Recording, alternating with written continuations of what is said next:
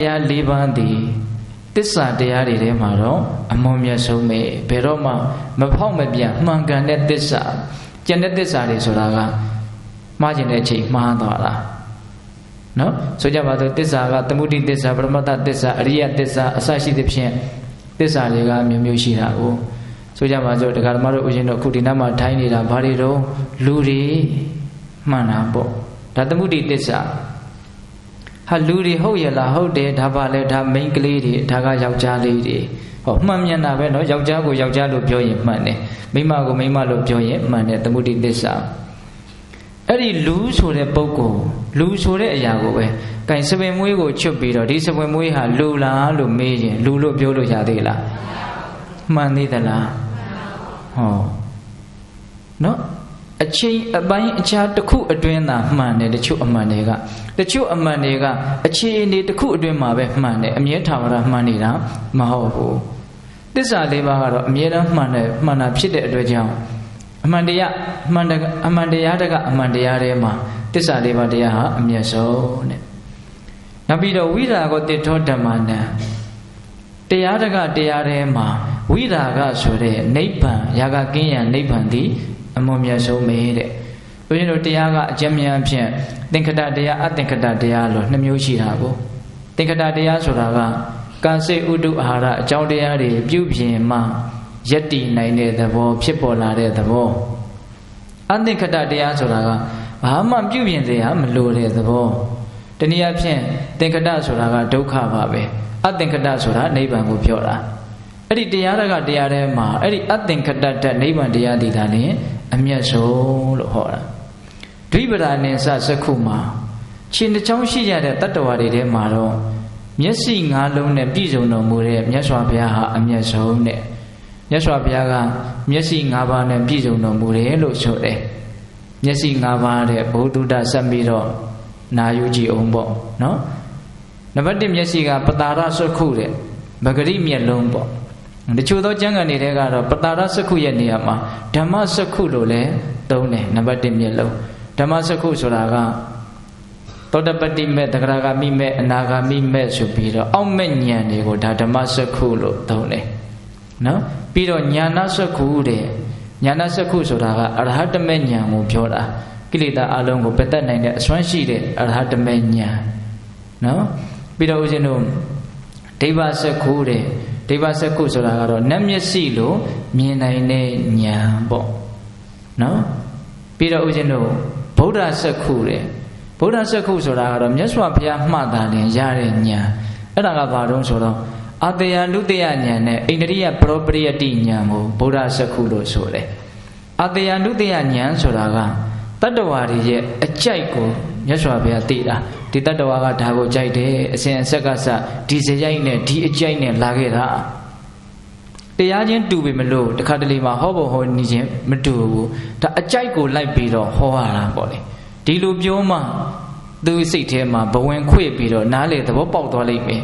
သူ့ရဲ့တန်တရားတစ်လျှောက်ကအကြိုက်စရိုက်တွေကဘလို့လာခဲ့တာဆိုတာကိုခွဲချမ်းဝေဖန်ပြီးတော့သိတာကမြတ်စွာဘုရားတပါးပဲရတာအဲ့ဒီဉာဏ်ကိုအတယနုတယဉာဏ်လို့ခေါ်တယ်နောက်ဣန္ဒြိယပရောပရိယတိဉာဏ်နဲ့ဣန္ဒြိယပရောပရိယတိဉာဏ်ဆိုတာကတတ္တဝါတို့ရဲ့ပါရမီအနုအယင့်ဟိုတနေ့ကပြောခဲ့တဲ့ဣန္ဒြေ၅ပါးအနုအယင့်ကိုသိတာနောက်အနုအယင့်ကိုသိတာဟိုတနေ့ကဓမ္မကြီးတယောက်ကဟောသူသမီးလေးကဘုရားစာတွေတော့အများကြီးရတယ်တဲ့ဒါပေမဲ့ဘုရားတရားမလို့ဘူးအချိန်မြန်စောင့်ရမလားမသိဘူးဟုတ်တယ်လို့တချို့ဟာတွေကအချိန်လိုတယ်လို့ခုမှသိတဲ့တည်တည်ကိုခုပဲရှင်းပါတော့ခုပဲမှဲ့ပါတော့ဆိုတာလုံးလို့မရတယ်လို့ပဲလို့အဲ့ဒါနဲ့ဆက်ပြီးတော့အဲ့ဒီတုန်းကဦးဇင်းဣန္ဒြိယပရောပရိတိဉာဏ်ဆိုတာလေးနဲ့ပတ်သက်ပြီးတော့ပြောလိုက်မိသေးတယ်နော်မြတ်စွာဘုရားကဒီတတ္တဝါရဲ့အနုအယင့်သိတာအဲ့လိုသိတဲ့အတွက်ကြောင့်တချို့သောတတ္တဝါတွေကိုဒီအချိန်မှာဣန္ဒြေကသိနှုသေးတဲ့အတွက်ကြောင့်ဟောလည်းပဲအကြောင်းမထူဘူးအရာမထင်ဘူးဆိုတာကိုသိရင်မဟုတ်ဘူး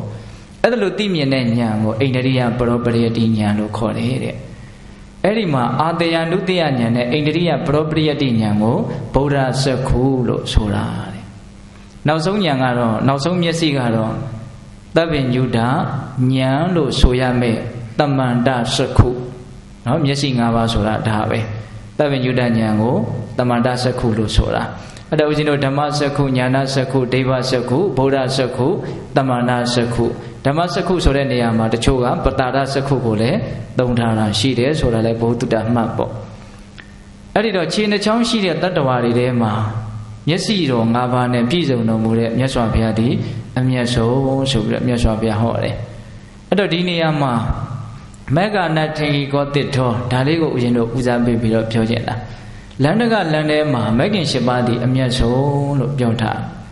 ဘာကြောင့်မဂ်ခင်၈ပါးကိုအမျက်ဆုံးသောလမ်းလို့ပြောရတယ်လဲအဲ့ဒါနဲ့ပတ်သက်ပြီးတော့ဦးဇင်းတို့မေဃတန်ယုတ်ဆိုပြီးတန်ယုတ်ပါဠိတော်မှာမဂ်ခင်၈ပါးနဲ့ပတ်သက်ပြီးတော့အစွမ်းတတ္တိတွေကိုဥပမာဥပမေယတွေနဲ့အမျိုးမျိုးဟောထားတဲ့သုတ်တန်ဒေသနာတွေရှိတယ်အဲ့ဒီတည်းကဦးဇင်းတို့ပေတပေါင်းသူတော်ကောင်းတို့မှတ်သားရလွယ်မဲ့ဉာဏ်ထဲမှာလည်းပဲစဉ်းစားတဲ့အခါမှာပူပြီးတော့ရှင်းလင်းလွယ်ကူစေနိုင်တဲ့ဥပမာဥပမေယနဲ့ပြောထားတဲ့အချက်၄ချက်လောက်မဂ်ခင်ရဲ့အစွမ်းတတ္တိကိုအချက်၄ချက်လောက်ဦးဇင်းတို့ပြောပြမယ်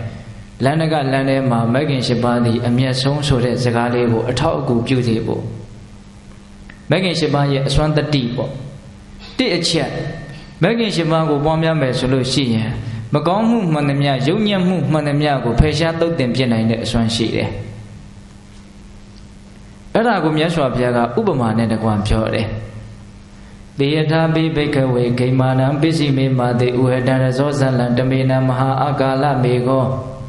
ဌာနာတောအန္တရဓာပိတိဥပသမေတိဧဝမေဝခောဘိကဝေဘိက္ခုအရိယအထင်ကိကမေကံဘာဝန္တောအရိယအထင်ကိကမေကံဘဟုတိကရဏတောဥပ္ပါနုပ္ပနေပါပကေအကုတလေဓမ္မေဌာနတောအန္တရဓာပိတိဥပသမေတိမဂ်ခင်၈ပါးသည်ယုံညံ့သောမကောင်းမှုမှန်သမျှကိုဖယ်ရှားသုတ်သင်ပြစ်နိုင်တဲ့အစွမ်းရှိတယ်ဆိုတာကိုမြတ်စွာဘုရားကဥပမာနဲ့ပြောပြတာအဲ့ဒီပါဠိစကားတွေကအဓိပ္ပာယ်ကဘာလို့ဆိုတော့ဒေယထာမိဘိကဝေဂိမာနံပစ္စည်းမေမာတိစိတ်သားတို့တဲ့ဥပမာအားဖြင့်ຫນွေကာလရဲ့နောက်ဆုံးလမှာမြူတွေဟာတလောကလုံးကိုမှိုင်းနေအောင်ထလာတာတွေရှိတယ်တဲ့တနေ့ကလုံးနေတွေကလည်းပူးလာတာဆိုတော့6တယောက်နေတော့အောက်ကမြူမှုတွေကလေနဲ့ဝေ့ပြီးတော့ပတ်ဝန်းကျင်တစ်ခုလုံးကောင်းကင်တစ်ခုလုံးဟာတစ်ခါတလေမှဒီတလူလူဝါတလူလူအယောင်တွေထွက်ပြီးတော့မြူတွေနဲ့မကြည့်မလဲအုပ်မှိုင်းဆိုင်နေတာအဲ့ဒါလိုနေကာလရဲ့နောက်ဆုံးလမှာဆိုင်နေတဲ့မြူတွေကိုတဲ့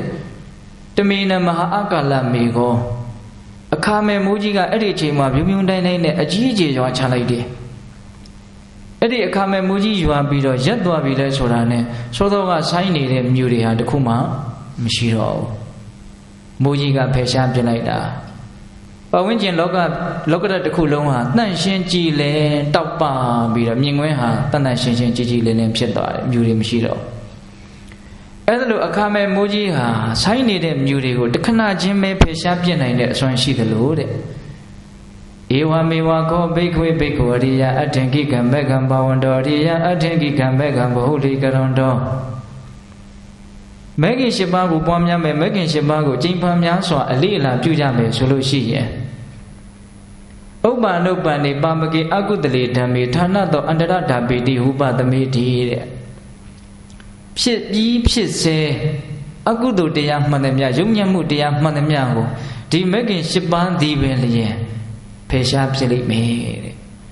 အခါမဲ့မိုးကြီးသည်ဆိုင်းနေတဲ့မြူတွေကိုဖယ်ရှားဖြစ်သလိုမျိုးမဂ်ခင်၈ပါးသည်ဖြစ်ပြီးဖြစ်စေအကုသိုလ်တရားတွေကိုဖယ်ရှားသုံးသင်ပြနိုင်တဲ့အစွမ်းတတ္တိရှိတယ်။ဒါကြောင့်တရားဓမ္မတို့ဦးဇင်းတို့ရဲ့ကိုယ်တိုင်လည်းဆက်ဆုပ်ရတဲ့မပေနိုင်လေးဆိုတာလက်ခံထားနေရတဲ့အကုသိုလ်တရားတွေကိလေသာတရားတွေမရှိဘူးလားရှိတယ်။ဆက်ဆုပ်တယ်ဆိုတဲ့နေရာမှာဘယ်နေရာမျိုးမှာပိုထင်ရှားတော့ဆိုတော့သူများတန်တမှာထင်ရှားတွေ့ရရင်ပိုပြီးတော့သိတာမကောင်းတဲ့စိတ်ရှိတဲ့လူလောဘသိကြီးတဲ့လူဒေါသသိကြီးတဲ့လူတွေ့လာပြီးကျုံလာပြီးဆိုရင်စိတ်ထဲမှာဘလို့နေတော့မကြိုက်ဘူးเนาะယွန်ရှာတယ်ဆက်ဆုပ်ဒါကြောင့်ဦးဇင်းတို့အနုမာနသုတ်တံမှာရှင်မမောက္ကလံဟောတာရှိတယ်သူတစ်ပါးကမယူသားဘူးသူတစ်ပါးစိတ်ယုတ်မာတွေရှိတယ်စိတ်ပုတ်တွေရှိတယ်ဆိုရင်ငါမကြိုက်ဘူးတဲ့အဲ့ဒါလိုပဲငါမှစိတ်ယုတ်မာတွေစိတ်ပုတ်တွေရှိတယ်ဆိုတာကိုသူတစ်ပါးကသိရင်လည်းကြိုက်ကြမှာမဟုတ်ဘူးလို့စဉ်းစားပြီးတော့ ကိုယ်တန်တမှာအဲ့ဒီစိတ်ယုံမှတွေမရှိအောင်ကြိုးစားရမယ်ဆိုတဲ့တွေးနည်းကလေးတွေဟောထားတာရှိတယ်အဲ့တော့ဆိုလိုတာကဒကာဓမ္မတို့ဦးဇင်းတို့တွေဟာဒီမကောင်းတဲ့စိတ်ဓာတ်တွေကိုပင်ကိုယ်သဘောအဖြစ်ကြိုက်နှစ်သက်တဲ့သဘောမရှိဘူးဒါပေမဲ့လို့မပေရှားရသေးတော့အနုတ္တယအနေနဲ့အဲ့ဒီတရားတွေကရှိနေတော့လက်ခံထားရတဲ့အပိုင်းမရှိဘူးလားရှိတယ်အနုတ္တယအနေနဲ့ရှိနေတယ်အနုတ္တယဆိုတာအစဉ်ကိန်းနေတယ်ဖြစ်ခွင့်ကြုံရင်ဖြစ်မယ်ဆိုတဲ့အနေအထားဖြစ်နေတာတော့မဟုတ်ဘူးဖြစ်ခွင့်ကြုံရင်ဖြစ်မယ်ဟုတ်ရဲ့လားအဲ့ဒါတော့ပြောနေတာကကိုယ်တိုင်ဆက်စုပ်တဲ့ကိုယ်တိုင်မကြိုက်ဖက်နဲ့လက်ခံထားရတဲ့ဒီတရားတွေကိုဖယ်ရှားသုတ်သင်ပြစ်ချင်တယ်ဆိုလို့ရှိရင်မဂ်ခင်၈ပါးသည်အဲ့ဒီကိစ္စကိုဆောင်ရွက်ပေးလိမ့်မယ်ဆိုတဲ့အချက်ပေါ့နော်ဒါနံပါတ်1မဂ်ခင်ရဲ့အစွမ်း